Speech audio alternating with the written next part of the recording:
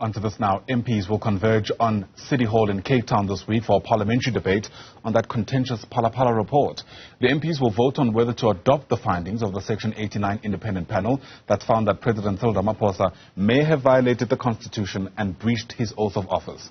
Now, this relates to how Ramaphosa dealt with the theft of hundreds of thousands of dollars from his Phala Phala game farm back in 2020. Erin is part of our team in Cape Town as we build up to this debate. She joins us now live. And Erin, the conversations that have taken place around the legalese have been incredibly interesting, because there's also been questions asked about whether Parliament can actually proceed with this debate in a context where the President is challenging the report in the Constitutional Court. Quite right, and that's led to the likes of UDM leader Bantu Holomisa accusing the President of seeking to interfere with the parliamentary process by going to the Constitutional Court with that application for a review of the Section 89 independent panel into Phala Phala and the allegations against him raised by the ATM. Legal advice to Parliament, which Nosiviwe Mapisa and Kwakula, the Speaker for Parliament, reflected in that emergency scheduling committee meeting last week, was that they can press ahead despite the sub judice rule. And we heard from law professor at UCT, Kathy Powell, a little bit earlier, saying that sub judice only applies in very specific instances where ventilating something in Parliament would have a detrimental effect on the case. And in fact, the President himself has argued in his submissions to the top court that this is a matter of public import. It's a matter very much in the public domain at the moment, and it certainly has bedeviled the President in the second half of 2022. If you'll forgive my windswept self, Ayanda, I must say that this debate coming up on Tuesday is going to be historic. It's the first time that MPs are gathering in person to discuss a report of this kind from a Section 89 independent panel looking to a claim or a complaint against a head of state who now faces impeachment in terms of that section of the Constitution.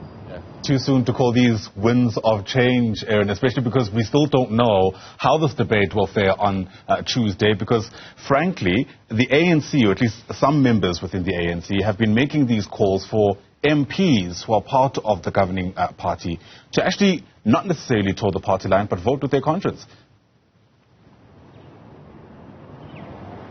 Certainly, and hopefully with their logic and their wits too, because of course there are a lot of questions about the ambit, the scope of Ngobo and his colleagues' panel report and what they looked into, the question of evidence. We heard about that a little bit earlier as well, and the provisions in the rules around Section 89, which is to look for serious misconduct, serious law-breaking by the President. There are those three provisions under Section 89 under which a complaint can be laid and a President can be voted out.